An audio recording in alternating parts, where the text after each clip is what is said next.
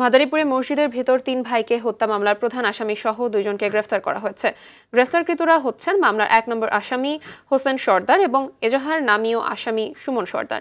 দুপুরে বরিশাল নগরীর রূপাতলী র্যাব ৮ সদর দপ্তরে সংবাদ সম্মেলনে লেফটেন্যান্ট কর্নেল নিস্তার আহমেদ বলেন, গোপন সংবাদের ভিত্তিতে ঢাকার আশুলিয়া থেকে হোসেন সর্দার এবং শরীয়তপুর থেকে সুমন সর্দারকে গ্রেফতার করা হয়।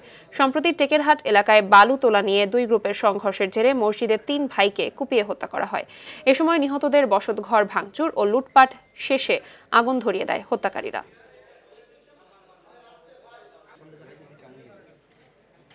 ঢাকা জেলার আশুলিয়া থানাধীন চিত্রাশাইল এলাকায় অভিযান পরিচালনা করে চাঞ্চল্যকর এই মামলার ১ নম্বর আসামি মোহাম্মদ হোসেন সর্দারকে আটক করতে সক্ষম হয়েছে। মাদারীপুর থেকে একই মামলার অন্য আরেকজন আসামিকে শরীয়তপুরের পালং থানার আরিগাঁও এলাকা থেকে আটক করতে সক্ষম হয়েছে।